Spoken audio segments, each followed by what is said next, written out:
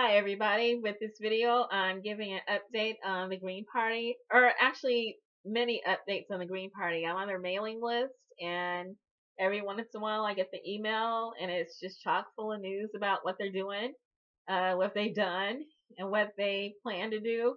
Things like this. I get it from Green Line, GMN News. They've got Green Papers, the Green Party website, some other social media, Facebook page, all kinds of news, all kinds of ways. So anyway, this is from their email list, and a lot is going on. That the Green Party actually participated in the March for Science. They participated in the Workers' March. I think that was the May Day, and then the People's Climate March as well. And so that's just, crossing all the policies that they support, these marches, these direct actions. And then, let's see, they also put out a guide for candidates and activists who are focusing on combating Islamophobia, that they have a guide that you can use if you are running for office, that you can pull from that guide talking points and statements on the concept of Islamophobia. And I'll try to remember to post that link. And then also the Green Party's annual national meeting will be on the campus of New Jersey Institute of Technology in Newark, New Jersey, July 13th through 16th. And that there will be several candidates running for local offices in Newark this year, 2017. And that one of them is Seth Kaper, who is the Green Party candidate for governor. So that's great. And he's a Reformed Christian pastor. And there's a lot of information about him. I'll post his link as well. He's trying to raise $460,000 to enter into the debates. And so he can actually stand on stage, and hopefully it'll be televised. It's a pretty high profile race for the governorship of New Jersey, since Chris Christie is being term limited out. Hopefully he will be able to acquire access to the debate stage, to a microphone, to a camera, to speak on the Green Party's point of view in terms of current events, not only in New Jersey, but since New Jersey is a port state on the coast, that there's also an international aspect, its proximity to New York, of course, too, as well.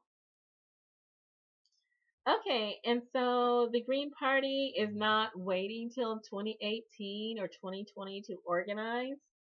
That they have green locals popping up around the country, that there are state level organizations of Greens that are rising up, organizing together to support candidates, to support issues, to push the Green Party platform forward. And that even in the state of Illinois, they had 15 new local chapters that formed in 2017. That's how intense the organizing is.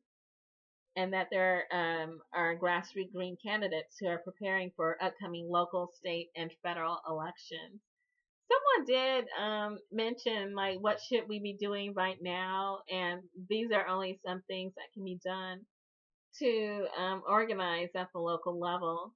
And I will say this, that so many people are targeting the U.S. Congress, just not forgetting, hopefully not forgetting that many things are decided in the state legislatures, that there are a limited number of congressional seats, and that everyone can't be in the U.S. Congress. And that, having 15 progressive candidates running for one congressional seat, while the city council, the school boards, the commissions, the state legislatures, these seats go unopposed. That we need a full spectrum of candidates, that people need to spread out and contest every seat to ensure that a progressive is in every race. That if there's no incumbent progressive, that a challenger should definitely enter into that race. Specifically for school board, that often those seats go uncontested. And when we consider the things that we've seen happening with our public school system and the negative effect that it has had on our students and then the teachers. It's definitely wise to not leave any school board seat uncontested without a progressive representing a pro public school point of view, definitely pro student, pro community point of view. Lecture over, at least for now. Okay, and so what the Greens are saying that democracy is not what happens in a ballot box, but what happens in the communities between the elections. And I mentioned that with Shama Sawant, where she was emphasizing the need to continuously organize, um, even between elections. And so, let's see. Speaking of that, the Green Party of New Orleans gave a statement on the monuments, that there have been monuments removed from public view in New Orleans because they represent white supremacy, or the Confederacy, and that they've been taken from the streets of New Orleans and perhaps placed elsewhere. But like with the Confederate flag flying over the South Carolina state Capitol, which Nikki Haley, the governor, said, you know, we cannot have this in a public setting because this is a building for all people and that all people must feel welcome here. And so the flag came down. And so in New Orleans, those monuments are coming down. And the Green Party supports that. The Baltimore City Greens have produced a series of videos on bail reform, which I've spoken on this channel many times, and that there's a lot of attention being paid to the concept of bail reform. The ACLU has produced documents supporting the need for reform in that area. The Baltimore City Green Party has also done videos on HBCUs, Donald Trump's healthcare policy, and the educational funding crisis. And I'll try to find a link for that too. This is an update on some other of the local Greens. That there has been a win. A Massachusetts Green Rainbow Party member, Damon Jesperson, was reelected to the Newberry Select Board on May 10th. And that Massachusetts Green Rainbow Party member, Charlene D. Calgaro, was elected unopposed to the Berlin, Massachusetts Library Board. And that there are currently 7 Greens running for office in Oregon, and that their vote is this Tuesday, May 16th. Jacqueline Devaney is running for Clatsop Care Center Health District Director, position 3. Daniel Pullen is running for North Wasco Parks and Recreation Director, position 5. Alex Polikoff is running for Corvallis Rural Fire Protection District Director, position 2. Zach Dotson is running for McMinnville School District Director, position 1. Kenwin Hogue is running for Sunset Empire Park and Recreation District Director, position 1. Cindy Johnson is running for John Day Water District Commissioner, position 5. And Rob Goldberg is running for Astoria School District 1C Director, position 5. The Greens are active. They're actively running candidates throughout the rest of this year. And you can consult with your own local Green Party, whatever state that you're in. You can do a Google search or go directly to the Green Party's state party website and find your local Green Party and see if you want to join in. Either have your own campaign or support the campaign of another Green. And so the Ohio Greens also called for the termination of the Rover Pipeline project. I've spoken on that earlier in previous videos. The fact that Energy Transfer Partners claimed that their pipelines don't leak and would not leak, and that it was ridiculous to even conceive of the fact that one of their pipelines would leak. And they are, as expected, because they have been. So anyway, the Dakota Access Pipeline has leaked. And then the Rover pipeline that runs through Ohio and I believe Michigan as well leaked. And so the drilling fluid has been leaking into sensitive wetland areas in Richland and Stark counties. And so they want to terminate that project. That right now, I think FERC has called for a halt, but not it has not been terminated.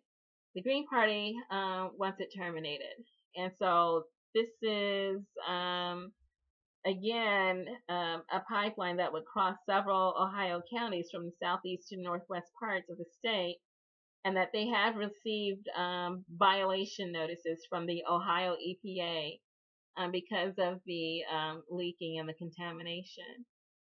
Okay, and so more the Philly Greens Quaker, the Philly Greens Quaker Green Party. I think I'm saying the Philly Greens Party. They are endorsing the Walk for Green Jobs and Justice. Jill Stein was a champion of the Green New Deal, and that this is something that's occurring in Philadelphia that supports the concept of the Green New Deal, the Walk for Green Jobs and Justice, and that the EQAT, Earthquaker Action Team, they have a larger campaign. It's Power Local Green Jobs.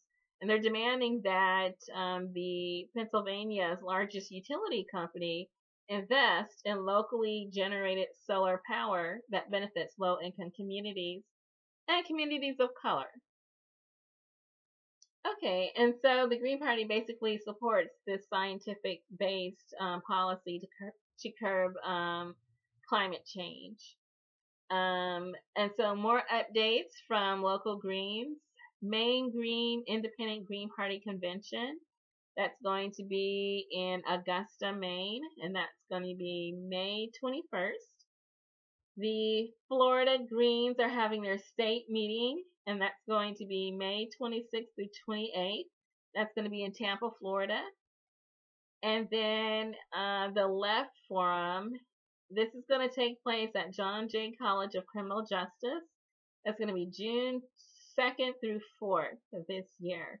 And so this is the 13th annual, and that it's a convergence of the left. And that it features like over 350 workshops, panels, music performances and film screenings, comedy show, and grassroots organization and book fair.